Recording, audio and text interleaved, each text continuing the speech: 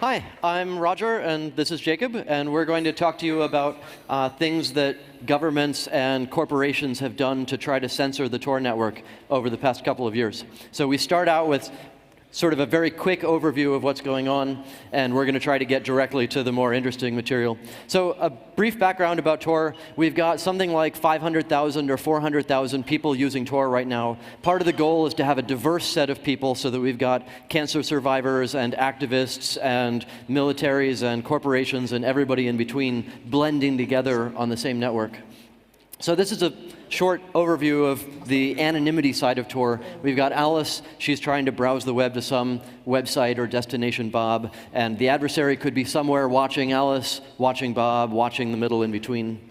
So over the past couple of years, we've had quite a bit of growth in the number of relays, but this is actually not the right slide to look at. The right slide to look at is not the number of relays, but the amount of capacity we have. So it's gone from a little under 500 megabytes per second of capacity to almost 2 gigabytes per second of capacity over the past couple of years. And the load on the network is also going up pretty much to keep pace with the capacity growth, which is good news for the number of people who are being kept safe, but bad news for performance because we need even more capacity. So I think that it's important to speak to the audience here about the context of the work that we do, because depending on who we talk to, we might have to explain Tor as if it is a privacy thing. And often people, they don't really understand contextualized privacy. So for example, when I explained this to my grandmother or to my mother, I had to explain that I work on technology that sort of functions like curtains function in her life, or the way that clothes function in her life, because that's the kind of privacy she understands. But here at the CCC, I think we understand that we are driving technology. Some people in this room have worked on deep packet inspection machines that actually work on blocking Tor, and some people are users of Tor, and we really understand the ins and outs of this technology. And so this concept of behind enemy lines, if you want to refer to the world in a way where we have enemies and we have lines, often the deep packet inspection devices that people use to filter Tor, people using Tor are behind those lines. So our users are actually behind the enemy lines in some sense, and it is worth considering that. Maybe not the enemy part, but it's worth considering they're behind the devices, these security devices, and they are the ones that are choosing, in fact, to do this. It's not us that choose. We help build the capacity. Everyone in here that runs a relay helps build that capacity. They make that choice, and they're the ones that are behind filters, they're the ones that are behind censorship. And that context is very important to this work, because the things that we're doing are, it's not imperialism, what we're doing. What we're trying to create is an alternative, and they're the ones that choose to embrace it. I remember several years ago, I was being interviewed by a journalist who, the first question they had was, so how are you doing against China? And I had to back up and say, no, no, no, I'm writing software. There are people in China who are doing against China. You should ask them how they are doing. But it should not be up to me how China changes. We write tools to let people all around the world change the world in the way that they think their world needs to be changed. Okay, so our story starts in 2002 when we first did the release of Tor. We wrote the design paper, published it in 2004. At that point, censorship wasn't even on the horizon. We were thinking of this as an anonymity tool. We need to be able to get lots of different users using the same network at the same time. We hadn't thought at all about what happens when corporations or governments or other tools try to prevent people from reaching the anonymity system. So back in the early days of 2002, 2004, there really wasn't much, nobody was thinking about censorship and governments trying to block these sorts of things. So the very first step was Thailand in April 2006. I got mail from some people in Thailand saying, I live in a democratic country, and they filter the internet, and they just filtered your website. This sucks. I'm going to sue. There's a constitution that says they're not supposed to do that. So they ended up doing it by DNS filtering. Only certain ISPs bought into this, so only some people who were in Thailand got censored. They ended up doing a redirection to a page that doesn't exist anymore.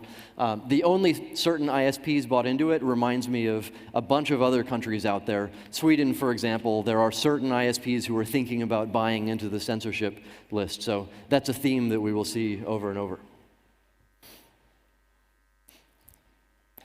Okay, so the next step Smartfilter and WebSense. So Smartfilter was the first corporation that started working on this censorship stuff.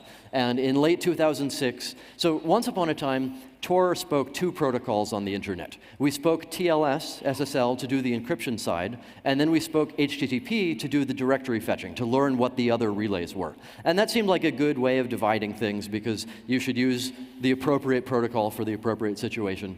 But the problem was Smartfilter said, I'm going to learn how to block Tor just by looking for HTTP fetches for /Tor/. Anything that, any URL that people fetched that started with that, they would just cut.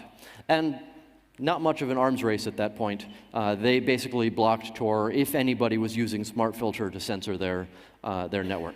And pretty soon after that, WebSense decided that was a good thing to add, and then Cisco. And even today, there are a bunch of products out there that claim to censor Tor. And what they mean is they censor the Tor that we had deployed in 2006. They haven't updated it at all, but it works great on their marketing pitches to say, and also we censor Tor, even if it doesn't work. And of course, this is interesting because those versions of Tor, some of the older versions of Tor, in some cases are still in use. And so it creates a sort of false positive, false negative situation. However, there's a funny thing that happens, which is sometimes the filters get entirely replaced. And as a result, the old Tors and the new Tors actually both work again, even though they've replaced it with a brand new filter, which has happened in Iran and in some other places as well. And so this is, I think, quite a fascinating problem, which is that you can actually tell when censorship equipment has been switched out in a country, right? When Iran pulled essentially the internet at a certain point, they put it in 1 gigabit at a time, because that was the capacity that the filters they had purchased, that was what they were able to filter in real time. And so you can actually see a stair step of their bandwidth ramping back up, because they were able to just plug in censorship devices at that rate, that line speed. And Iran is actually a pretty interesting case. I mean, everybody likes to beat up on Iran. They're actually extremely interesting in the sense that they, I think, are the second largest group of Tor users at this point. So recently, they blocked, I mean, not too recently, but a couple of years ago, they basically looked at all SSL, and they sort of treated it like a dial, where they said, OK, this is SSL, so we're going to turn down anything that's encrypted. They're not going to block it, but they're going to categorize, and then they're going to just discriminate against that traffic. And they, in fact, well, we were RFC compliant. We picked a particular prime for our Diffie-Hellman handshake, and that P was in an RFC. That P was filtered, so we, of course, had to change it so that we looked a little bit more like Apache and Firefox. And, of course, when they filtered SSL, because the actual onion router connections from the client to the routers look like SSL TLS, in this case like a Firefox and an Apache, without knowing that they were doing it to Tor necessarily, they sort of got it for free. OK, so these are sort of the first success stories for Tor and censorship. Here's a graph from summer 2009 when a bunch of people in Iran were pretty upset that they'd elected somebody and that somebody didn't end up in power. So we saw thousands of people every day using Tor to get around the censorship of Twitter and Facebook and stuff like that. At the same time, I've got a graph of China up here where a little while after all the protests in Iran, China said, well, crap, I don't want to see that happening in our country. Let's do a show of force. We're going to block Google Search and Google Groups and Google News, and we're going to make sure that everybody knows that we're still in charge. So that was a start. You want to take the Tunisia one? Sure. Tunisia has been a particularly egregious censor in some senses. We've actually recently been to Tunisia. I try to make sure that I don't advocate the use of Tor in places I myself wouldn't be willing to use Tor. And some people that build circumvention and so-called anonymity systems don't take that approach, and I think that's maybe not the most reasonable thing. We had a number of people in Tunisia that were willing to take the risk, were willing to go in and look at it, and had like a pretty serious analysis that showed that they would specially tailor censorship on a DSL line by DSL line basis. So it would be the case that you could only make outgoing TCP connections on port 80 and 443 and for DNS to certain DNS servers, as I understand it. And in some cases, if they thought you were a really high-profile person that was worth targeting, you would only get port 80. which is pretty incredible. And as a result, we realized that you could use a Tor bridge to connect to the Tor network, but you couldn't really bootstrap very easily if you wanted to connect directly, because none of the Tor directory authorities themselves were on port 80. And actually, it was in this room a number of years ago that I was asked to set up a Tor directory authority, ORAS, and it's on port 80. And it was specifically chosen to be port 80 for this type of filtering that was occurring. And we were lucky because it didn't appear that they were very good at filtering on port 80. So they sort of thought the port number was all you would need, and then that would be it. You wouldn't be able to do anything except HTTP on port 80. Well, it turns out that's not actually true, which was good for us. Those were the days, back when people didn't do DPI. And it's important to note, we say Smartfilter here because it is Smartfilter. There's no mistake about this. This is an American corporation, which I think, who owns this after the chain of acquisitions? So we went to Tunisia in October, and we talked to the fellow who runs the Tunisian Internet Agency. And he said, yes, we did renew our Smartfilter license for another year. So it's great that he actually explicitly is willing to tell people that his government purchased censorship and surveillance software from a Western corporation, and they use it. And he brought up the phrase national sovereignty, because he said, we don't censor anymore in our country, except for the governments and the military and the schools. But that's because they want it. And that was a kind of a weird conversation. And at that point, we started to realize, so you outsource your censorship and surveillance to some corporation, maybe in France, you won't tell us which one, and then they manage Smartfilter. So Smartfilter sold to Secure Computing a few years ago, and Secure Computing sold to McAfee a few years ago, and McAfee sold to Intel this year. So Intel operates the surveillance and censorship system for the Tunisian military, and they probably don't even know it. That's fucked up.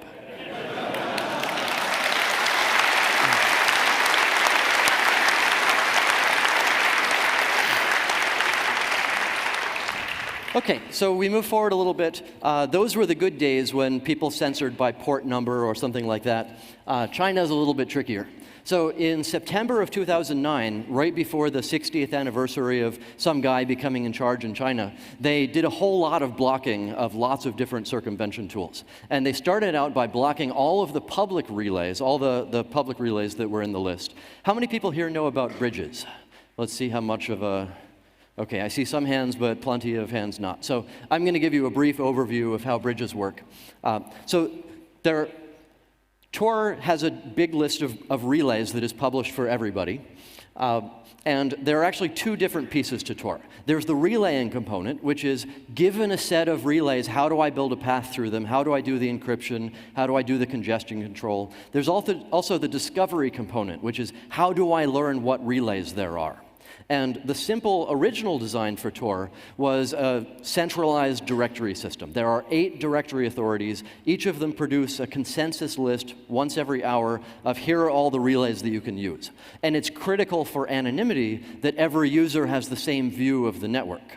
So that's good. There's a big list. Everybody can get it. The problem is there's a big list and everybody can get it. And that means that bad guys are going to pull down the list and be able to censor it also. So the fix for that is what we call bridge relays. The idea is we've got hundreds of thousands of users or other volunteers. Let's let them set up a Tor relay, and the only difference between bridges and public relays is the bridges are not in the big list. So we've changed the arms race from how do I give out 3,000 IP addresses to the good guys without the bad guys learning them, which is an impossible arms race, to how do I take these 500 or 1,000 or 20,000 bridge addresses and give them out one at a time to the people who need them, but not letting the bad guys learn all of them. So I did a talk a couple of years ago here in this room on the bridge design, and you can find it on the web. So if you need more bridge details. So how do you find a bridge? There are actually 4 ways that we distribute bridges right now. The first one is you go to https://bridges.torproject.org, and it looks at where on the internet you're coming from and gives you a different answer. So that means everybody can get some answer, but if you want all the answers for that bridge strategy, you need to come from a lot of different places on the internet. So China broke that one in September 2009. They learned the public relays, and they also learned all the bridges that we were giving out through that strategy. So the second strategy is you send email from Gmail to bridges@torproject.org, and then we answer you a different answer depending on which Gmail account you have. And that means that everybody can make a few Gmail accounts, but hopefully the bad guys can't make thousands of Gmail accounts. And we leave it to Google to do some sort of rate limiting mechanism or CAPTCHAs or phone numbers or whatever they want to do these days to slow down account creation. And China broke number 2 in March 2010. So it took them a while. I'm not sure if they didn't think about it, if they did the first one and said, oh good, we've got all the bridges. That actually happens a lot with researchers, where they sit down to decide how safe our bridge distribution strategies are, and they find all the bridges they can find, and they say, aha, I have them all. And in fact, the goal is to separate the bridge list into different strategies, so even if you totally beat one of them, you haven't learned any of the other bridges. So China learned one of them in September 2009. They learned another one in March 2010. The ones that still work are social network-based. I know a nice guy in Shanghai and a nice guy in Beijing, and every day I send him an automated new list of bridges, which we haven't given out to anybody else, and he knows a lot of people and gives them out to people that he knows, and those work. The fourth approach is you can set up your own bridge. You don't have to tell us. We don't give it out. If you know somebody who needs a bridge, that works very well. So we've talked, for example, to a bunch of human rights organizations in China who run their own bridges and then give them to people that they know need them. So there are 4 overall ways of blocking the Tor network. The first one is those 8 centralized directory authorities, the ones that the Tor clients bootstrap from. They're hard-coded. The IP addresses are in the Tor source code. You block them, you're done. China did that. Nobody else has done that. That's kind of weird. The second one is you pull down the whole list. You block all of those. You pull down the list every hour so you get updates. China pulls down the list every so often, but not every hour. So there are certainly ways of sneaking by if you try hard enough. The third approach we're going to talk a lot more about today is DPI. You look at the Tor, you look at traffic flows on your network, and you say, I don't know what that address or port is, but boy, that protocol looks like SSL, but it's not. I know that it's Tor. And there are a lot of variations on that. And then the fourth one that works better than we expected is you block our website. So back in the day, Thailand redirected DNS requests for torproject.org. Tor worked fine. The Tor protocol, the Tor network, everything was working fine. But if you can't get to our website, first of all, you give up. You figure, hey, this was nice, but it's gone. And second, how are you going to get the software? And there are a few answers, but the more they censor, the messier it gets. One interesting thing about number 2 up here is, since we're in an arms race and we are trying to decide the pace of the arms race, there are some pretty funny things we could do if we decided to take the arms race in a different direction. So for example, if they have an automated program that downloads the consensus and pulls every single IP address and port number and then blocks it,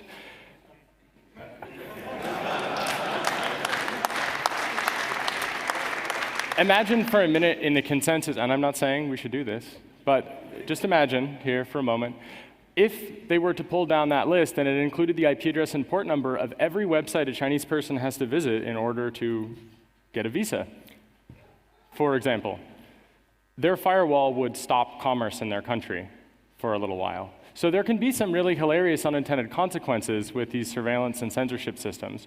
And that might happen accidentally in some cases if some of those people were to run Tor relays or bridges. So these attacks don't just hurt us. We are playing nice right now in some cases, and I think that that's important to note. We actually tried that particular attack that Jake was talking about, where we put in the IP address for Baidu, and they didn't block Baidu from inside China. So as far as I can tell, they actually have a whole heck of a lot of humans who go through every IP address and check it to figure out whether they should block it. So trying to attack them in a way that makes them spend more manpower is not the way to attack China. Right. This is an example of, I think, it's kind of fascinating. I posted online that I was looking for people to tell us whether or not the Tor Project website was blocked in their country. So in the upper left, the bomb site is not trusted, and the upper right, the, I don't know, coffee or lava lamp thing, that's the United Arab Emirates. In the background, we actually see Kuwaiti. On the left, I think that is also Kuwait. In the middle, that's the Sultanate of Oman, and on the right, I believe it's Saudi Arabia, so you'll notice they're blocked. This middle one is a form where you can fill it out, so I asked a friend in the Sultanate of Oman to just put my email address in there and to request that our website would be unblocked. A really interesting thing happened here, which is that they sent me an email, and I looked at the source of the email, and it's actually base 64 encoded. And the reason it's base 64 encoded is because they do deep packet inspection on the flows that are leaving their country. And so they encoded it in base 64 so they could say, you have requested unblocking torproject.org. So base 64 is basically what it takes to get past the Omani deep packet inspection.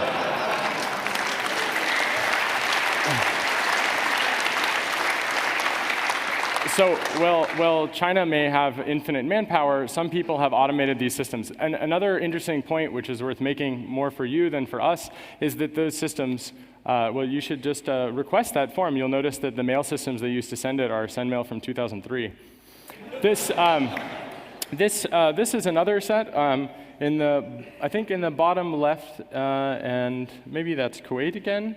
I think that's Kuwait. And the upper right is UAE. The bottom right, this is, I think, kind of an amazing thing here. They're trying to tell you, that the site has been blocked. This is in Qatar. And they're trying to make it fun. Right? And if you feel this is an error, feel free to send them an email. They're trying to contextualize this inherently fucked up thing that they're doing, which is restricting the right to read, to be clear. And they're trying to make it fun. They're trying to make it like, oh, yeah, this is not a targeted sort of, population control idea. This is hilarious. Oops. It's fascinating, though, because some places don't even do that. Right? They have a very different relationship where they're trying, to do some kinds of mind control, essentially. And in this case, they at least are pretending, which is significantly different than some of these, maybe. Although the top two from the UAE sure are cute. This is another view on the time that China, the very first time, the 60th anniversary of some dude getting into power in China.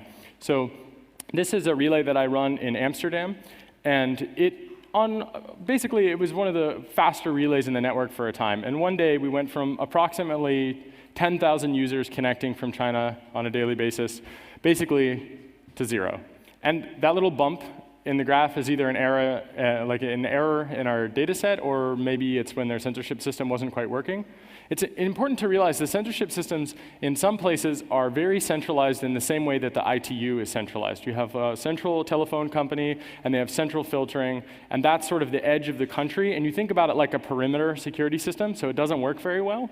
And China has that, plus each ISP gets a phone call or an email saying, don't embarrass us. Make sure you filter this stuff. And so in some cases, some ISPs have additional filtering, or they are responsible for doing the filtering, and then there's also the edges. And so this might be a case where there was I think the term they use is harmonization. There was not harmonization between the filters in China, and then they sort of ironed that out. And this is what happened at the same time. So just to show you that graph again, it used to be that users would download a new circumvention system, the whole binary, the entire shebang, whenever they got blocked. And I went to Hong Kong and a couple of other places, in Shenzhen, and so into the mainland, and I talked with people, and I said, hey, you don't actually have to download a copy of Tor. You can just plug in a bridge IP. And one of the people I talked with was an extremely well-known blogger, and he said, hey, Google and a bunch of places are about to get blocked. Install Tor today. If it stops working, use bridges. Here's how you use bridges. So they blocked Tor, and that's what happened. Right?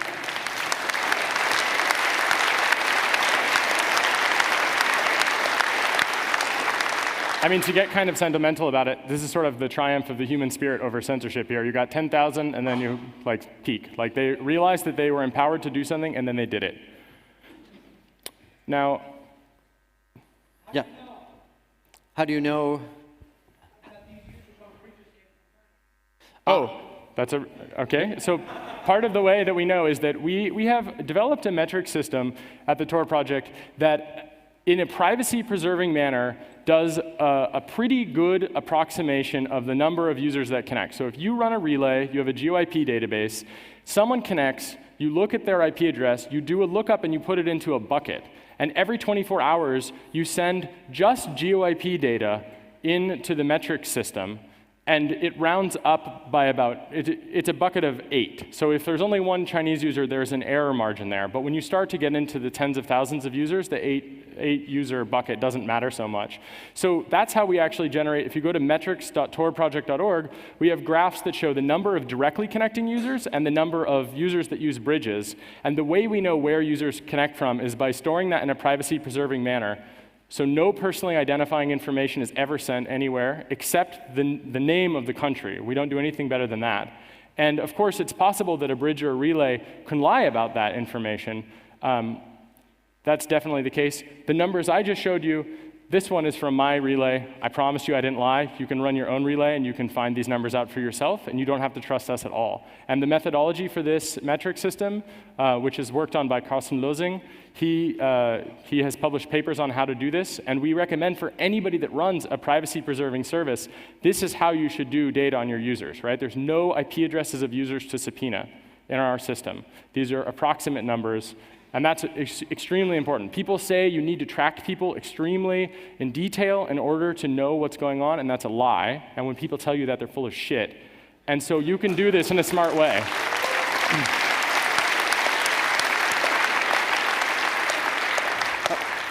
So the other answer to follow up with that is the bridges are the first hop through the network, so they get to see the user, but they don't know what the user is doing, because the user then builds more hops through the Tor network.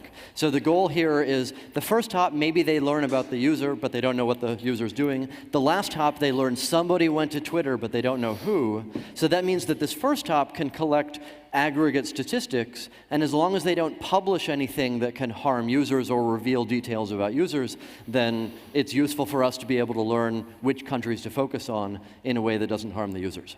So what Jake was talking about was the good news, with some users disappear from the direct relays, and then lots of people use bridges. The problem here is once China blocked the second strategy of bridges, suddenly it was very hard to, in an automated way, if you don't know somebody, get to learn about another bridge. So there are two problems here. The first problem is we don't have good bridge distribution strategies. We don't have good ways to make sure that everybody who needs a bridge can get one, but the bad guys can't learn all of them. The second problem is we don't have enough bridge addresses. When I first started out this arms race with bridges, I was saying to myself, we need to get lots of bridges so the bad guys can't block all of them. That was actually the wrong statement to make. The correct statement should have been, we need the rate of change of our bridge addresses to exceed the rate of blocking that the adversary can sustain.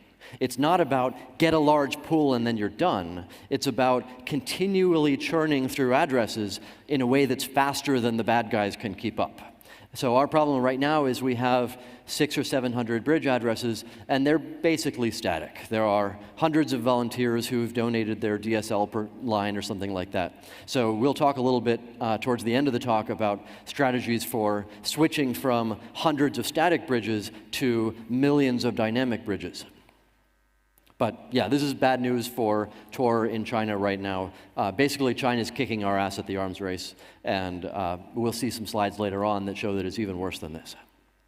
Oh, great. I would say we might frame it sometimes as China is kicking our asses, but really, let's be honest here. What is happening is that China is oppressing their citizens and restricting their right to read. And their citizens have clearly got a desire here. And it's important to note that we have been here before. And since we're talking about timelines, I would like to go back to approximately 5th century BC, or whatever you want to call it.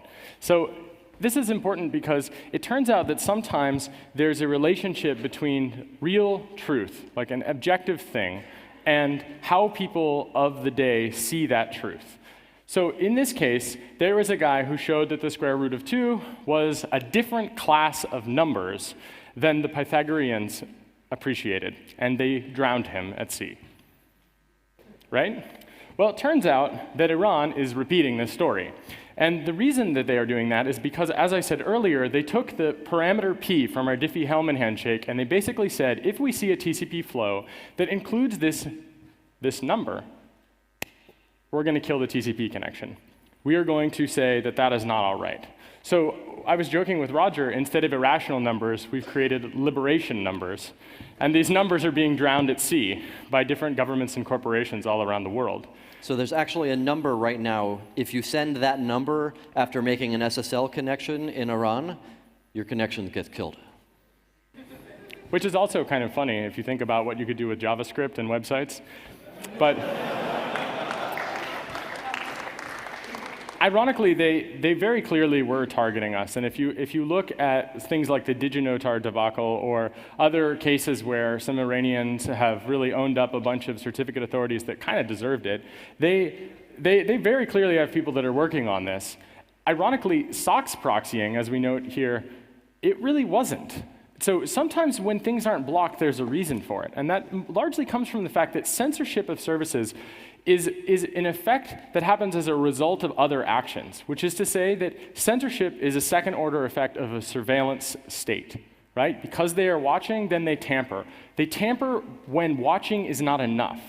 So using a straight SOX proxy is fine to let through in some cases because they believe that it doesn't harm things. It doesn't harm their surveillance program.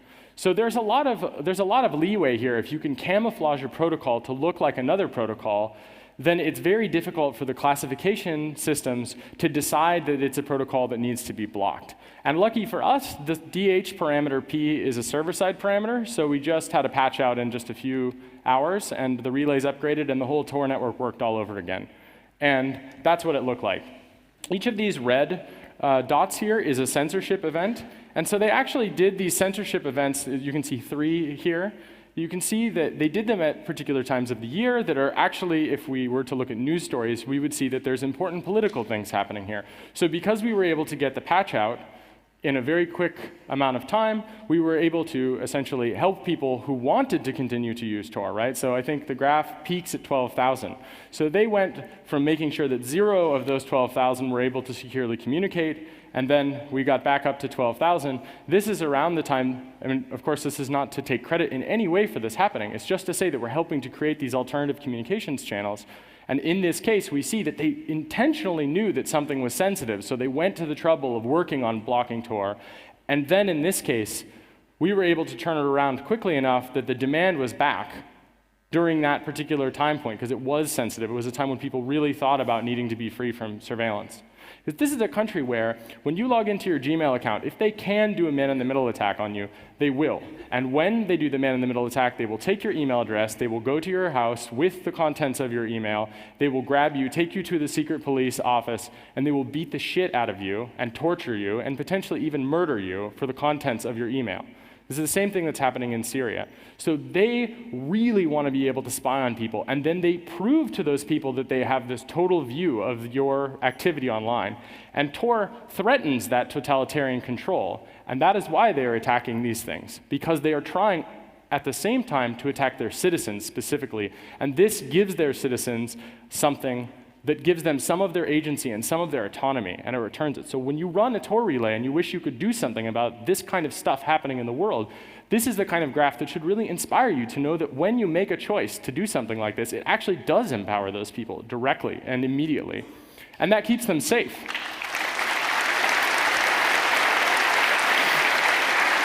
Can I keep going? Maybe this one.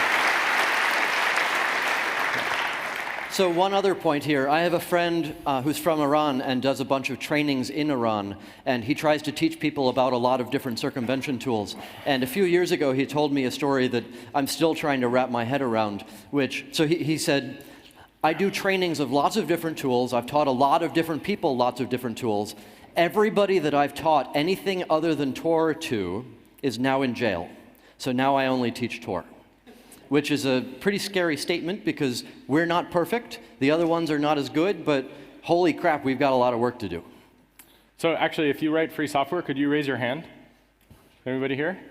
It would be totally awesome if everybody that rose, if you're raising your hand right now, you should really consider coming and volunteering to work on Tor, because you'll make a huge difference in the world when you do that. I mean, no pressure or anything, but if you fuck it up, you know? We need good people to check our work.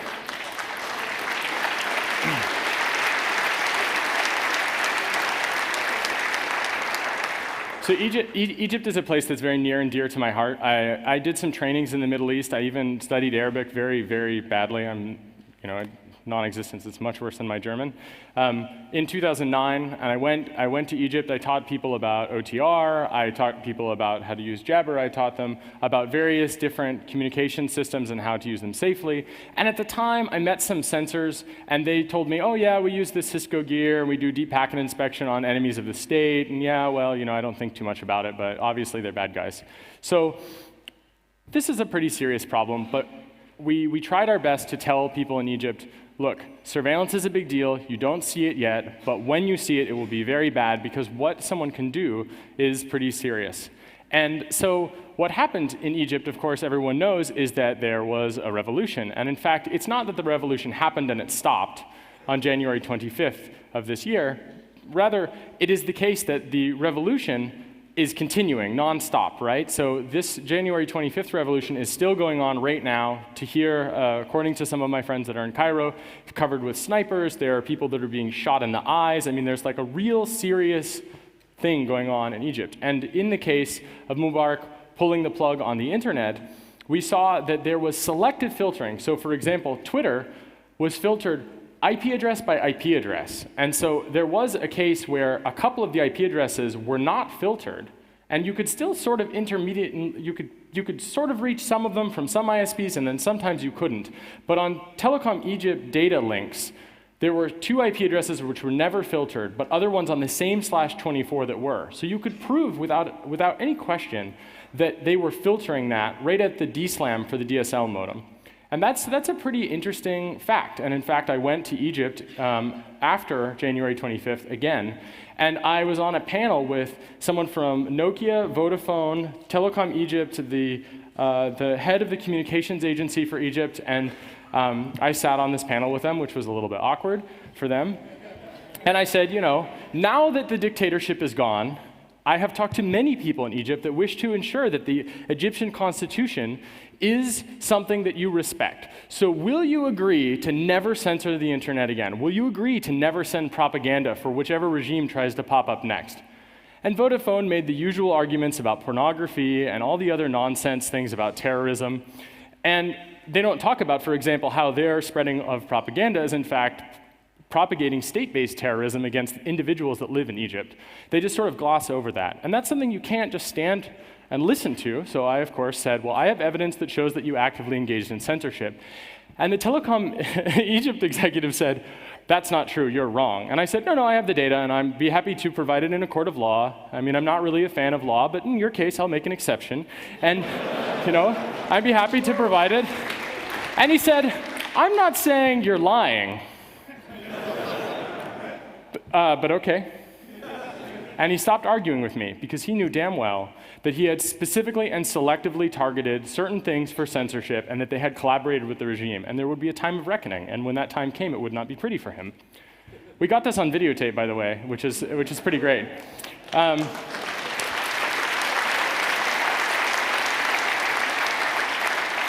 of course, unplugging the internet sort of changes everything. And as we can see here, there was a demand, and then there was a drop. And that's pretty serious. They basically promised they won't do it again. However, and if you have a Vodafone SIM, you should consider contacting them about this. Vodafone said, we will do whatever the law says. Whatever is legal, they will do that. So what they basically said is, no matter what happens, we will do what we are told regardless of the consequences. It's not because we're afraid we'll be killed. It is because our corporate charter is perfectly aligned with the law. Right and wrong go with the law, hand in hand. And I confronted them repeatedly about this, and they continue to say that. That is not an acceptable standard of right and wrong, actually, and certainly not in a dictatorship, where the rule of law is not controlled in any way through the consent of the people that are governed by this law. And it is really important to drive that home. These laws are bullshit, and we should disobey them. And these corporations should be punished by everybody for doing that.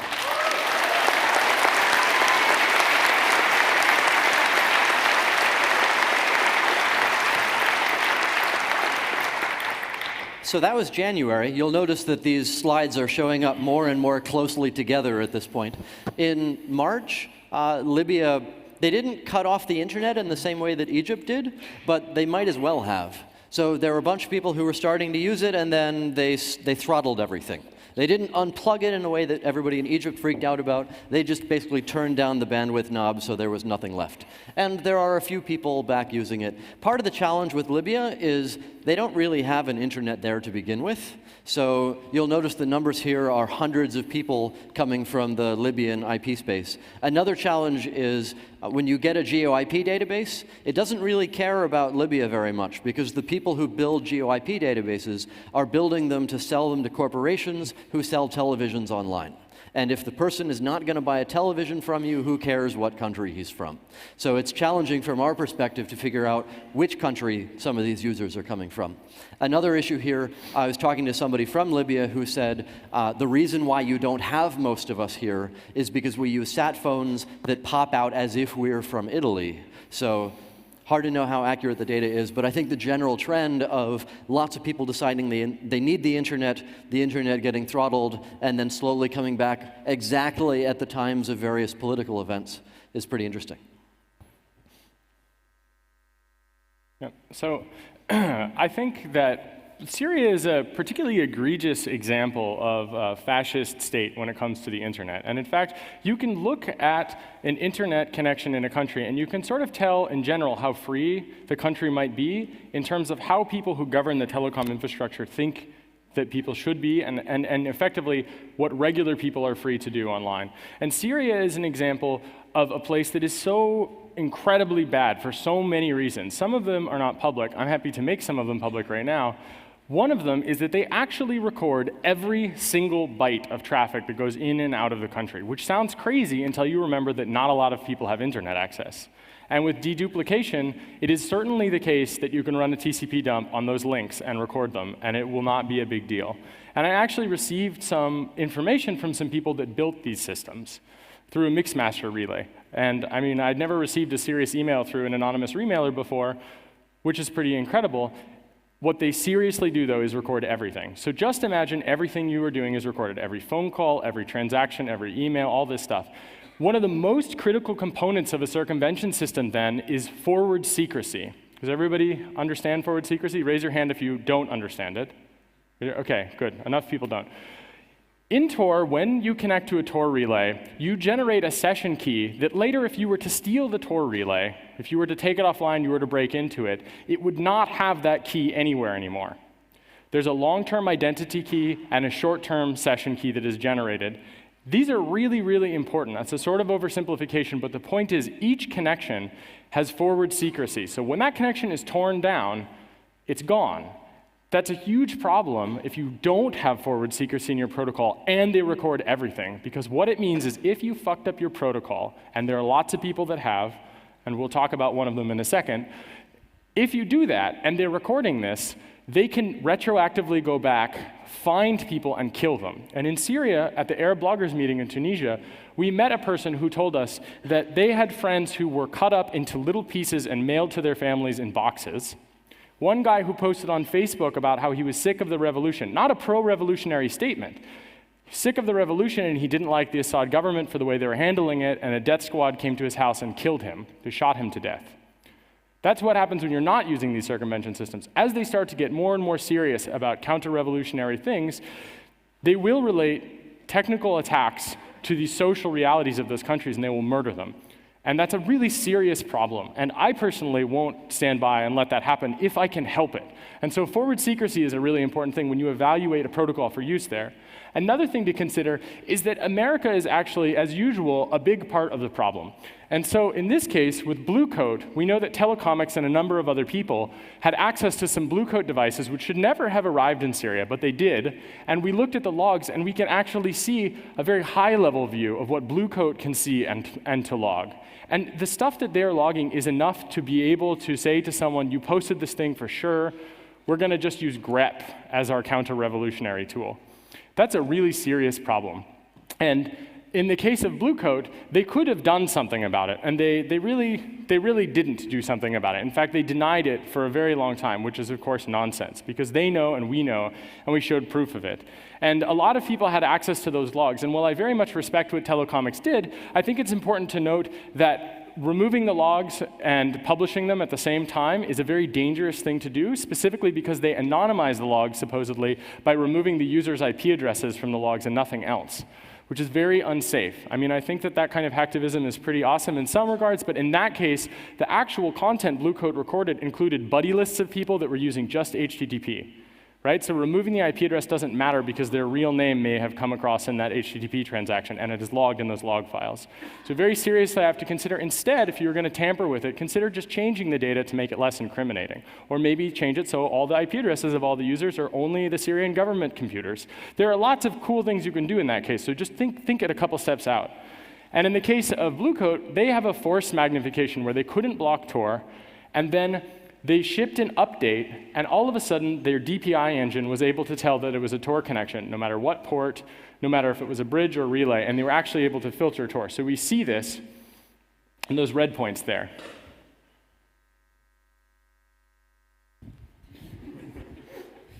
And so this is, I think, maybe an important point. I have a report that's coming out in the next, probably in the next couple months. I actually wanted to present it at the Congress, but some people have been making the very bad mistake of trying to gag me.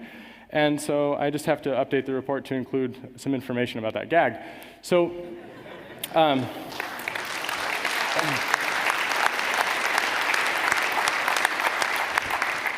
hey guys, if you're watching, yeah.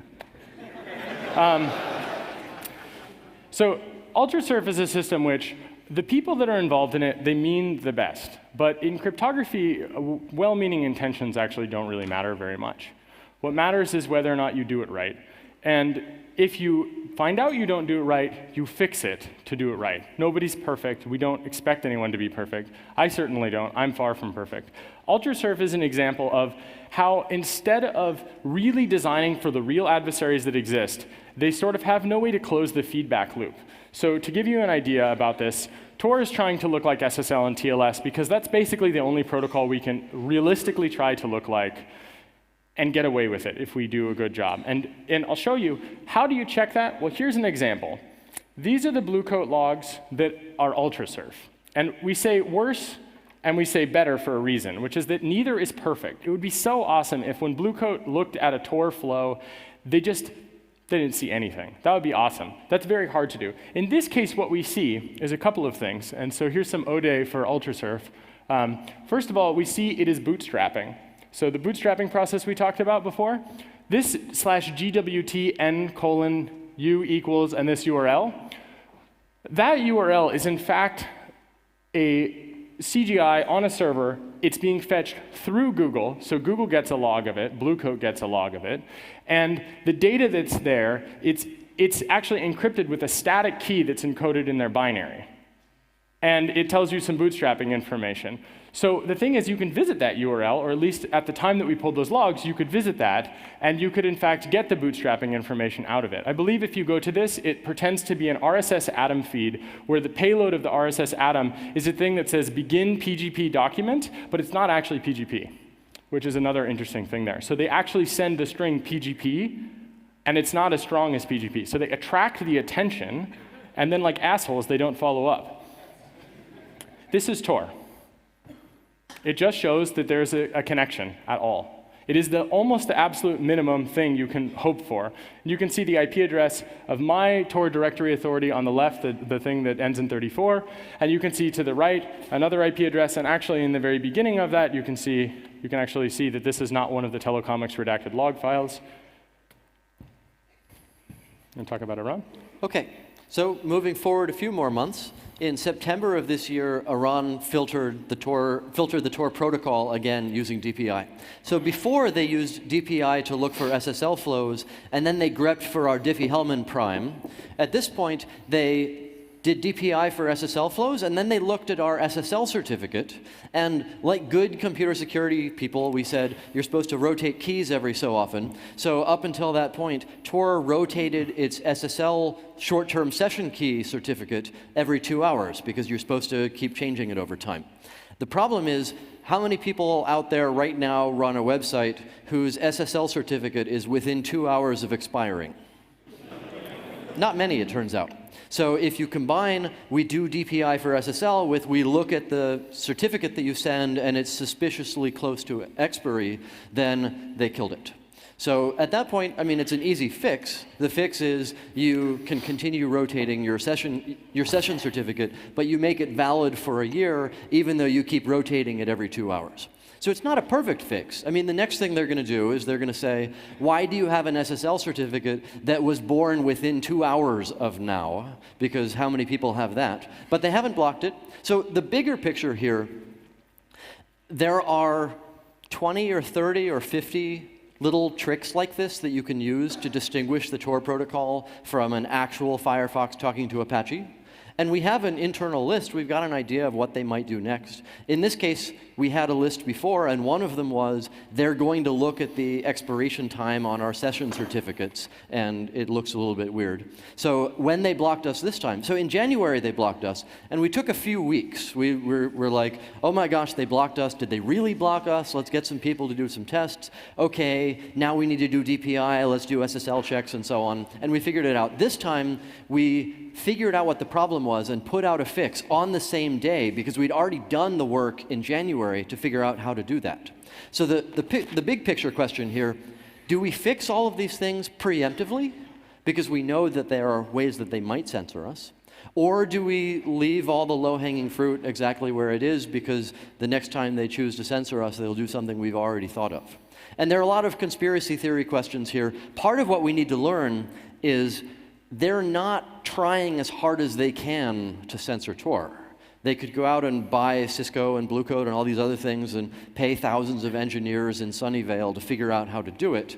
They have a lot of different political motivations here. Their goal is to make a statement. Maybe there's a policy guy who calls up a technical guy and says, hey, can you censor Tor? And the technical guy thinks about some options and chooses this one. So we can learn a lot from the fact that Iran censored Tor once in January and once in September, and they haven't done anything else in between. So it's not huge multi-billion-dollar government working night and day to do this. There's a lot more to it in terms of how the arms race is going. Now, one also really important point here is we are extremely clear about the fact that Tor is not a steganographic transport where if you use Tor, you are not ever going to be detected as using Tor. We don't make that claim because people who make that claim are full of shit. And it's important to know we say that very harshly because in the case of Ultrasurf, when we look at these things, they claim they are totally invisible and leave no trace, yet by design they use Google. You cannot possibly consider having gained your users' informed consent when you lie to them. So we know these are unsolved problems, and we understand that these kinds of logs show up. And so while there are some distinguishers, one of the distinguishers is that you're using the internet at all. And it is very difficult to change this. And so we do not make the claim that no one knows that you're using the anonymity network. And it may be the case that someday in the future with systems like Telex, that it will be hard for someone to know you've ever connected to anything related to Tor. But it is super dangerous to make that claim, and we would prefer to be very conservative so that when people use the system, they know what we think they're getting honestly and truly. And that is absolutely the only way that we think that we'll be able to ethically do this kind of a thing. And so it's really important if you build or work on these systems to understand it is way better to over-deliver than to over-promise, because when you make a mistake or when something goes wrong, real people's lives are really on the line, and we don't want to mislead them.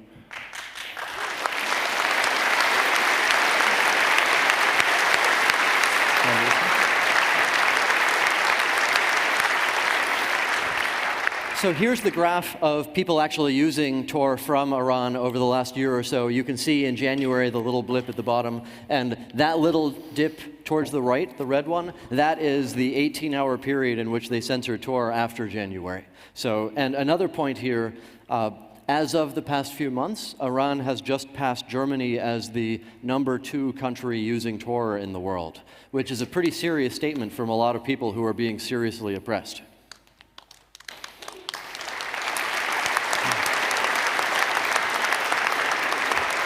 And So going back to what Jake was talking about in terms of what we should promise, there are really two security properties that Tor provides in terms of anti-censorship, in terms of circumvention. Because we want to provide not only you get to the website, but we also want to provide you have some safety while you're doing it. So there are two components to what we mean by safety. And whenever you're looking at a circumvention tool, you should be evaluating each of these components in the context of that tool. The first one is, how diverse is the network out there? In the case of the Tor network, we've got thousands of relays in a lot of different places, and the more relays we have and the more dispersed they are, the less chance there is for a given attacker to be in the right place to beat the anonymity and learn what the user is doing. So that was the old approach for Tor. The second approach that we've been trying to think a little bit more about in the research world is diversity of users.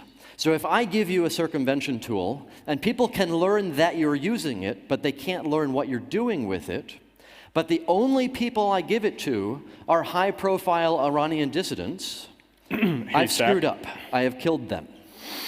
We need a diverse set of users. We need a lot of people in Iran not being dissidents, but you filtered my webcomics. I don't know why, but I'm going to use this tool to get around the censorship. We need a lot of people in America and Germany and lots of other places all blending together in order to provide plausible deniability or whatever we might want to call it. The corollary there is, if there are 60,000 people in Iran right now using Tor, there's a lot of different types of people using Tor there. But if you're looking at Sudan, and there are, I don't know, 20 people using Tor in Sudan right now, we need more people there. We need more diversity there in order to be able to make it safe. I think I should tell the FBI story now. Okay. You know, my lawyer's watching this video right now, I'm sure. Don't worry, not that FBI story. So, no, 99% of the police make the rest of them look bad. So they're not all bad. But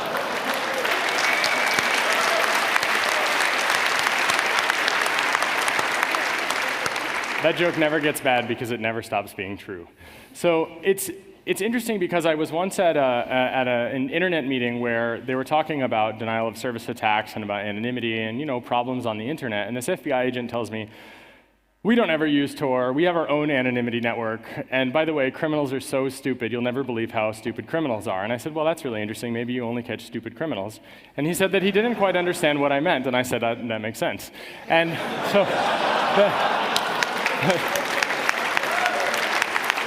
And so I said, let's consider your anonymity system here for a second. So you're saying you have an anonymity system that's only used by the FBI and you only use it for investigation. So I send you a link, you click on the link, I watch where you clicked. What just happened? That's not an anonymity network. That's an FBI, police, surveillance, and investigation network. And his partner walks up and says, "Yeah, I use Tor all the time. This guy just doesn't get it." Diversity of users is extremely important. And it's really important. There may be legitimate things that those guys are doing. They will actually have they will have a selection bias, essentially, in what they see on the internet because their anonymity system fails them. And they don't have a way to close their feedback loop because they're arrogant. And I would never want to be accused of arrogance. So I think it's important to note that using something with a diversity of users might help fix that problem. It might not fix the problem. But probably it fixes that problem, and they have no other answer to that.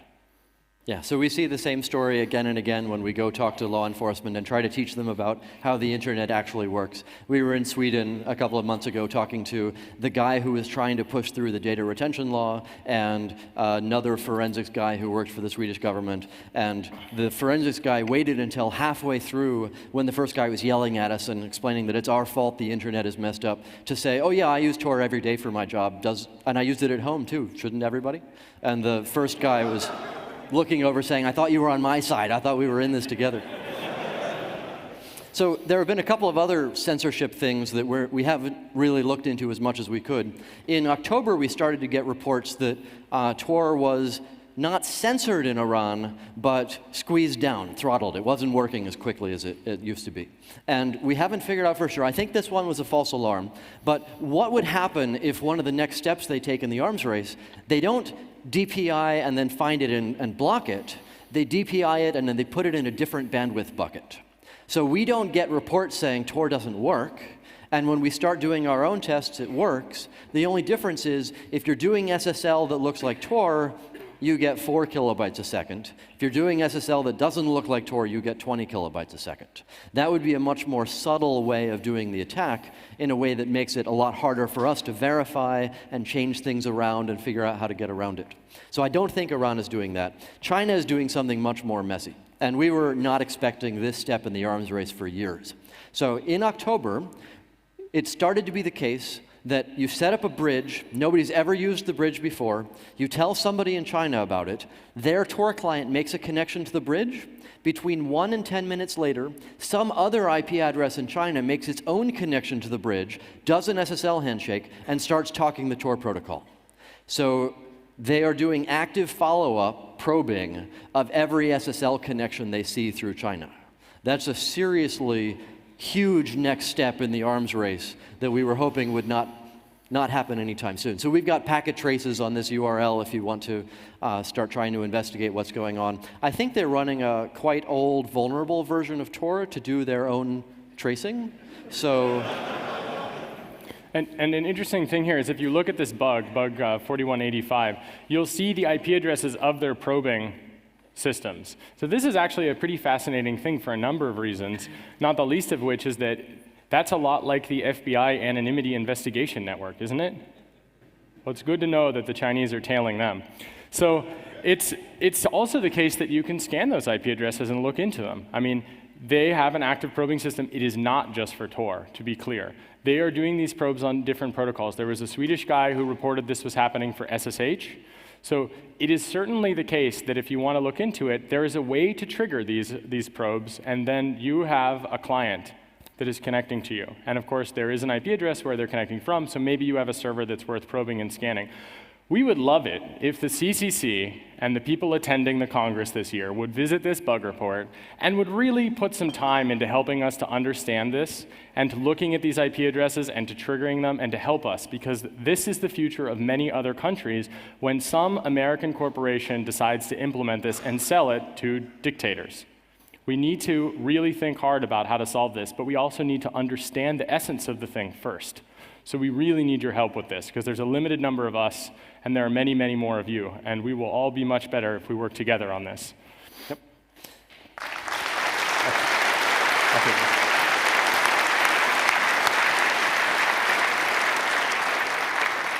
So one other short thing that I'm going to skip a few slides towards the end in order to summarize this more quickly.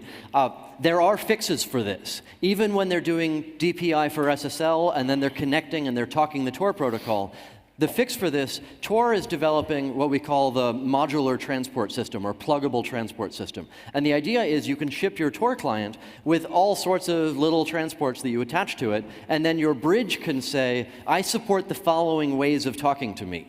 And one of the first ones that we're working on is just another layer of encryption on top, where the protocol is Alice sends some bytes, Bob sends some bytes, you XOR them, that's the session key. And the goal of that is there are no recognizable bytes in the protocol. So anybody who's doing DPI on content, it doesn't work anymore. They have to move to traffic timing and volume characteristics or something like that. So that's the way forward in the arms race in China, if this is in fact what they're doing. We can't just try to look like SSL, because then they're going to start talking to us and we're going to have to put passwords on our bridges. You're going to have to do the SSL handshake and secretly put in the password in order to prove that you really know about it. That way lies madness. We need to come up with better protocols that don't try to blend in with SSL, but try to look like nothing at all. So here's an example of the Tor Project's website in Iran. You'll note that this is not our website. And this is actually, I believe, the second most popular website in Iran. So if you wanted to help distribute, things, this like telecomics, as you did in Syria, consider this. This is DNS poisoning for some ISPs. So you request the IP address or the name of a thing. You try to connect. You're either redirected by IP or you're redirected by DNS poisoning, and you get here instead of to the website you thought you were going to get to. And that's kind of an interesting thing also, because that means that building something for a censorship probe to detect that is pretty straightforward, right? There's like fixed strings on this. You can see that the server headers are different. It's very clearly not an SSL web page where you download Tor. But this makes a really interesting point, which is that could easily be a Tor website mirror but with Trojan binaries. So it's extremely important to check signatures. And in places like Iran, maybe the way to get it is by sending, get Tor at torproject.org via Gmail, where you have an SSL Gmail connection through a Chrome browser, which uses certificate pinning. So you know you're really talking to Google as much as anyone could be talking to Google. And you download Tor indirectly, and then you get bridges, and you add those bridges, and you don't connect directly at all. That would be a much better way to do it. For example, lots of US government computers are filtered by Bluecoat, just like Syria. Turns out they have a lot of things in common. And killing people without trials, that kind of stuff. So it's important to really look at these kinds of things as what the next steps will be for many countries. And this is Iran as of just a couple days ago. So what we're up against is, I think, I'll take the first half, you take the second half. But okay. Basically, the really important thing to consider here is that it's not really countries, it's networks. And in some cases, some networks are weighted in a more heavy sense than others. So for example, in countries with centralized telecommunications facilities, such as Tunisia, they had someone blocking Skype, and they don't know who it was. The Tunisian Internet Agency, the guy that runs it, he said to us, we have Smartfilter, it doesn't block Skype. But during the revolution, someone was blocking Skype. So the censorship agency themselves had to get the internet connection from the ITU body in that country, and someone in that telecommunications center had a different layer of censorship that no one knows about. They have never disclosed, for example, who the deep packet inspection vendor is. We actually have a pretty good map of the Tunisian internet because they showed us their network operations center.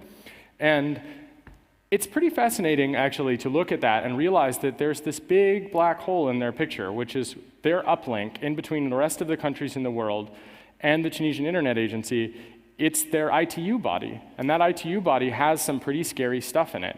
And that scary stuff can be bought from pretty much anywhere and installed, and it has a force amplification effect that's pretty serious. And so now, one engineer in Sunnyvale, California, like if you're Bluecoat, can make a really big difference, where when you ship an update, you are actually materially harming quite a lot of people all around the world all at once.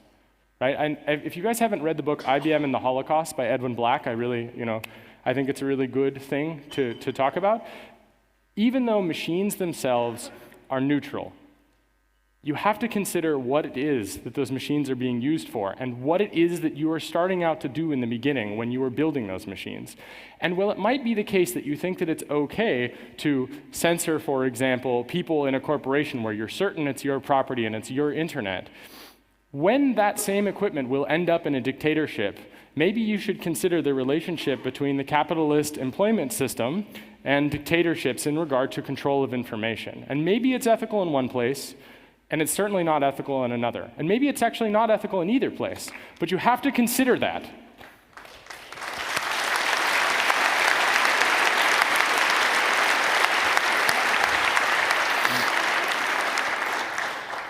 Tunisia cannot afford to pay the R&D costs of a surveillance and censorship system for their entire country. They pay $5 million a year or something to Smartfilter just to get a license to do it. So the problem here is not Syria and Tunisia are funding the development of these things. The problem is that Boeing goes to Cisco and says, give us a tool to keep our employees from reading news at work. And at that point, Cisco says, give us millions of dollars and we'll help build one for you. And then once they've built it for Boeing, then they might as well sell it to Tunisia and Burma and anybody else who wants to buy it, because they've already got one. So part of the huge problem here is that Western corporations are funding the development of these censorship and surveillance tools, and then dictators get them for free. So how do we solve that problem? That's messy from a technical side, from a policy side. Part of what I was thinking about this before, so I was talking to Whit Diffie, the crypto guy, and he said, this is easy. You build a list of all the companies that are willing to sell to bad governments, and you build a list of all the companies that are not willing to sell to bad governments, and then you publicize both lists, and then you let everybody decide to go to the second one. The problem is there are no companies on that second list. There are no companies that are not happy to sell to any dictator around the world. So I'm not sure how to solve that problem, but we need some sort of answer. So I think, I talked about this a bit in my Recon 2011 talk, which there'll be a video online of it at some point, and the slides are available. But really what it comes down to is that corporations have the ability to effect change like even dictators cannot in their own country, right? So for example, if you are really good with BinNavi and BinDiff and IDAPro and all the rest of this reverse engineering software, which is like incredibly important at this point in time, getting the firmware images, mirroring them for these different companies, really understanding how their software works, finding out what bugs there are, that is great. For example, if there is a bug in a filter, such as in Iran, there was a bug where you could exploit the fireware where you would basically say G space E space T instead of a normal GET request, and it would bypass the filter. Now, this doesn't really seem like it's very important, but what matters is that when that bug goes away, you know that they were patched. And now you know that there is collusion. Now you understand that the deep packet inspection machines are not like a car or like a Kalashnikov. What they are like is a guy with a Kalashnikov who hands it to the dictator, and then when it jams, he unjams it. And when he says, I need a bigger gun, it hands him a bigger gun. When he says, I need a gun that only tailors and only hits bad people, say, well, what does a bad person look like? We'll design a rocket that specifically fits that. This is exactly what Deutsche Homag did. This is extremely important. What IBM did during the Second World War is identical to what these companies are doing now. And it's extremely important to look at that.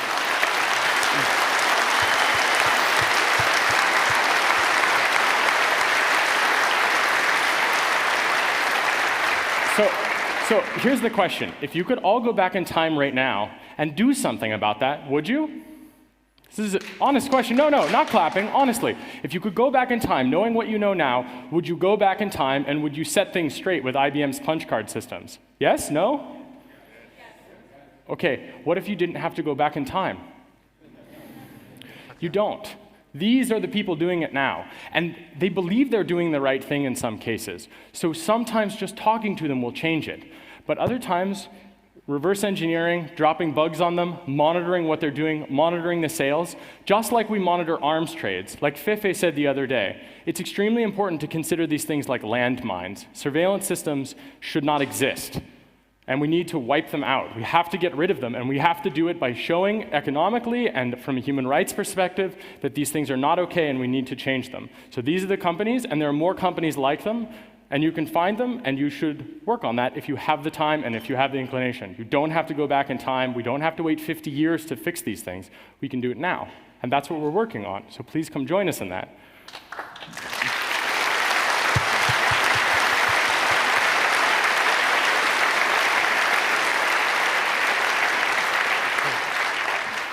So speaking of surveillance and censorship, part of the challenge that we had when we were in Tunisia and Egypt and other countries trying to teach people about these things, a lot of people say, yes, I need an anti-censorship system. I need something to get around the censorship.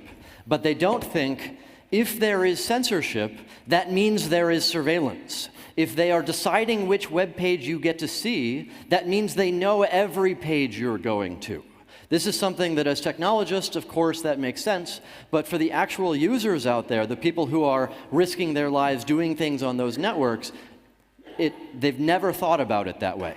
So part of our challenge in education is we need to get them to realize censorship, yes, you can see. If there's censorship, you know you want to do something about it. Surveillance, you can't see, and that's even worse. So we need to give them some ways of not being watched while they're doing something. We find a lot of people who say, well, yeah, I couldn't get to Facebook, so I used a circumvention tool, but then they unblocked Facebook, so I just went there directly.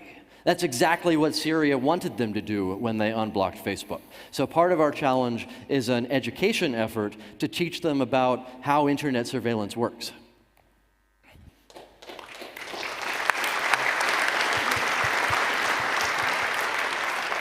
Okay, so I'm going to skip through some of the technical stuff because we're over time. I'll give you a brief taste of what's coming in future talks, so we don't have to talk about it as vaporware, but we'll actually be able to explain what we did and how it went. So there are a couple of technical problems, research problems we're working on. One of them is how do we get a lot of different bridge addresses? Right now we've got 600 or 700. What we want to do instead is get a bunch of corporations or individuals who have hundreds of extra IP addresses, leave them at the ISP that they're pointed at, but either give them a little box to tunnel them to us, or ask them to put a line in their Cisco router that redirects them to us. And the goal there is to be able to hop around over millions of IP addresses and light up only the ones that we need when we need them. And that way we'll be able to churn a lot faster with the bridge addresses. It turns out there are millions of addresses out there that are not used right now. The end game is to go to places like Comcast and say, give us 3 or 4 out of every /24 you've got. Give us a couple of IP addresses that redirect to bridges, and please change them around what they are from day to day. So that's the first research thing. Another one, how do we do traffic camouflaging better? How do we end up with traffic obfuscation techniques that... So the first step is the layer of encryption that I talked about before. That will win the DPI arms race for now, because the only thing the DPI people will have is they will be able to say, that flow is HTTP, that flow is SSL, that flow is, gosh, I don't know. And all the DPI boxes have a little box to censor, gosh, I don't know, but that will drive up the false positives in a way that maybe they aren't comfortable with. So China, we've actually seen maybe this start to happen. China DPIs for SSL and does the active follow-up probing. In October, they were doing the active follow-up probing and censoring the bridge. And then they stopped. Now they do the active follow-up probing, but they don't censor anything. Is that because they were recognizing too many things as Tor and censoring them, and somebody got upset that their website or some other protocol got censored? So part of the challenge here is to figure out what they are comfortable censoring, and that's a bad arms race long term, because their goal is to go to large corporations like Huawei or Cisco or whoever and say, give us a better DPI box that can distinguish these things even better. And then the last piece, we need more bridge distribution strategies. We need better ways of making sure that the addresses that are up can go to the people who need them without letting the people who are trying to collect all of them and censor all of them learn about it. So we can do better by having a lot more addresses and having them change a lot more often. That means we can be much more aggressive with different strategies that we take. But we'll talk about that one in a future talk. So I think that it's extremely important. This is our second to last slide. So I think it's important to understand there is a concept. It is called so-called lawful intercept. And I think that it is incredibly important to understand that we choose the world that we want to live in, especially in the so-called free world. Surveillance builds a totally different world. And one thing that we can consider is that we don't want to live in that world, and we can consider it before we live in that world. So when someone talks about lawful intercept or backdoors or delivering the plain text or administrative subpoenas or any of that stuff, what they are saying is they would like to expand the law enforcement capabilities, the so-called lawful intercept. And we must reject that. Like Evgeny talked about in his talk, talking about these surveillance systems, even though censorship is something we can identify with, we can rile against it, we must consider that surveillance, a total surveillance state on the internet, is a very serious problem indeed, especially in places where the lawful intercept is put in by request of, say, the American government. When they make that request, Iran gets it for free. They would not be able to build it themselves. It also means that it's possible for other people to use those systems. For example, I believe it was the SNMP bug, where you could specify only 1 byte was necessary for authentication. And I understand that that was actually possible to use against the lawful intercept SNMP interface for authentication. So it's like these systems are designed specifically to spy. So when they say so-called lawful intercept, you should read it as spy. And when they say, we need this to do our job, you need to see that they're saying, we want to expand the job we do. We want to make the Stasi look like they had nothing on humanity. Fuck that. Reject it. Reject it, absolutely and wholly. They don't need it. We lived for almost the entire history of humanity without a total surveillance state. We don't need one now.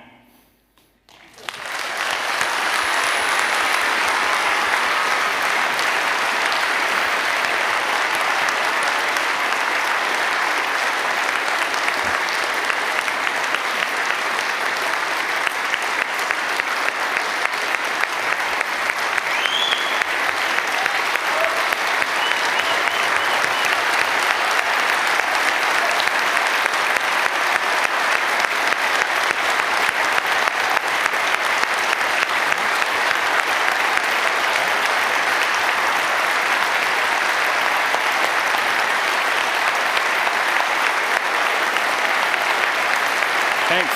Thanks.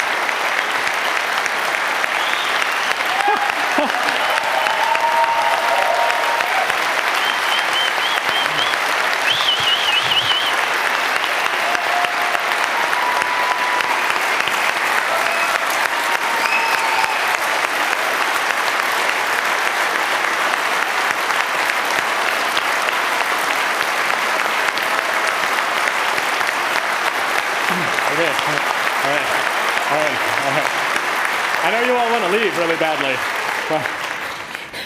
Thanks. Let me tell you thank something. You a lot. If anyone wants to go now, we're really over the time. If anyone would like to stay and ask questions, you have us for as long as you want us, as long as we're free to go at the end, officer. So, if anyone wants to go, now's the time. If you want to ask questions, there are some microphones, and I think that probably the Orga guy wants to say something. Yes, So. exactly. If you want to leave, you can leave now. I think we have time for 4 questions. One question, first question, is from the internet, and he's ready to ask that question. And then please line up at the microphone for further questions. Now the question from the internet. What about IPv6 issues in Tor? IPv6 in Tor.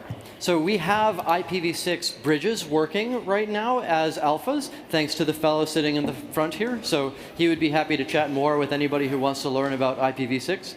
One of the fun things about all of these censorship and surveillance devices, when Boeing goes to Cisco and says, give us a tool to censor our corporate network, Boeing doesn't use IPv6.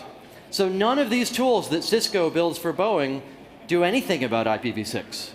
So if you're in China or Iran or lots of other countries right now, and you can set up IPv6, you are a winner. No censorship for you, but still surveillance. Okay, the microphone over there. Just want to thank the work you are doing to open our eyes, to try to bring us the conscience how things are working or not working. I would like to ask if it's a chance to share or to ask for a petition locally where the project is running at the laws that are not working, are not defending the freedom of speech of people. If it's possible to support a petition to ask for a law to protect the word and the free speech, because if we fail as a system like the borders that separate the countries, where people don't have the chance to speak free, let's try to make internet a tool that gives us the possibility to break borders and to have a voice together, where we can find a space, a place to give to everybody that needs to raise the voice to find it. Well, thank you very much. The microphone over there. Say I have an idea what you could do to improve the bridges. Where would I need to go to propose it? So you have an idea for what to do with bridges. Where do you go to propose it? Yeah. Tor has a proposals system, sort of like Python's proposals, where you write up what you think the problem is and how to solve it and what the security implications are. If you go to the Tor documentation page, you will find a pile of mailing lists and a pile of design documents, and there's plenty to read there. Sign up for the Tor dev mailing list and send your idea. Okay, and last question from the internet, up front here, the Signal Angel. How will the Tor arms race be affected by US senators? Investigations of Silk Road and the current SOPA attack on DNS. Will the US government stop being a Tor supporter? I have no idea what you just said. The question is, will the US government stop being a Tor supporter? He asked whether or not SOPA. Is that what you said? SOPA, yes. SOPA. Yeah, he was asking whether or not the U.S. government will stop becoming a supporter of the Tor project, and specifically about SOPA. Those are two separate questions. Yep. I'll answer the first part. Okay. You answer the SOPA part. Great. Okay. So the first part is that just like any place, corporation, country, and sometimes even people, the US government is not a monolith. So at least in my experience, we've got one group of assholes that detains me at the airport, and another group of assholes that would love to detain me everywhere I go, and then another group of people that actually really understand that anonymity is important and they should stop messing with me.